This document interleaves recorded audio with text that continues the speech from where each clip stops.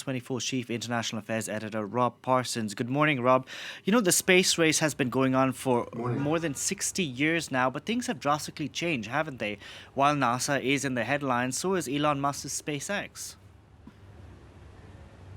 Yeah, I mean, they've changed enormously, first of all, with the end of the Cold War, and now more recently with the increasing commercialization of space, but also with the increase in the number of other national actors. But the real drive behind where we've got to today in the space race was that rivalry between the Soviet Union and the United States that lasted from the late 1950s up until the end of the Cold War in the 90s. So, you know, if you think about the role that Russia played in this as well, it was absolutely colossal. You know, the first man in space, Yuri Gagarin, the first woman in space, Valentina Tereshkova, the first to photograph the far side of the moon, the first unmanned space landing, the first space station. It was a colossal contribution. Of course, they fell down on the most romantic mission of all,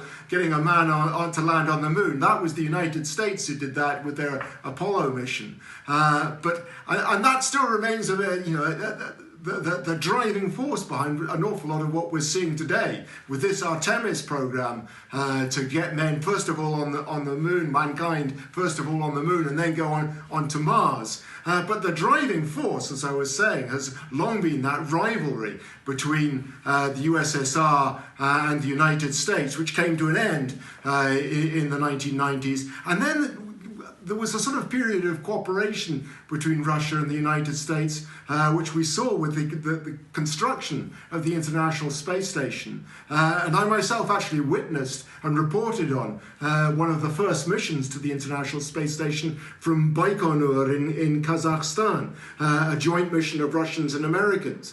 That is still happening, although the days when the Russians provided the spaceships to get the last 9 years, effectively, to get the astronauts to the space station are over as well now with this commercialization, with the arrival on the scene of Elon Musk's SpaceX program. The Americans don't need the Russians anymore to provide that service. Now, Russia is planning to leave the International Space Station and set up a separate operation, a rival operation, if you will. What's the plan here? Well, it's not absolutely clear yet what the plan is, but they're talking about leaving the International Space Station 2024, perhaps 25. The shelf life of the International Space Station is not meant to last beyond 2030, by which time it'll be almost 30 years old. So the Russians, in one sense, are just looking ahead and seeing how to continue the experiments they've been doing with mankind in space.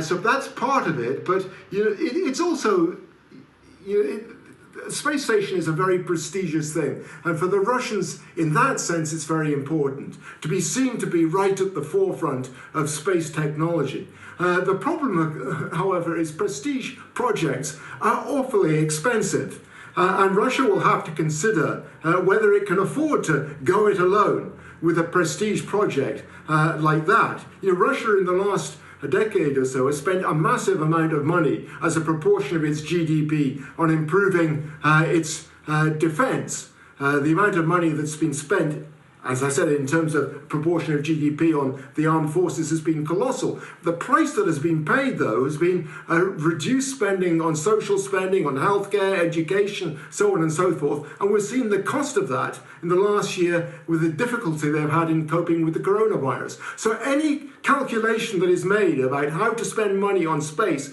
will have to take into account how they're going to divide up that pie. Can they really afford such a mega project as that? Wouldn't it perhaps be better to work internationally with others?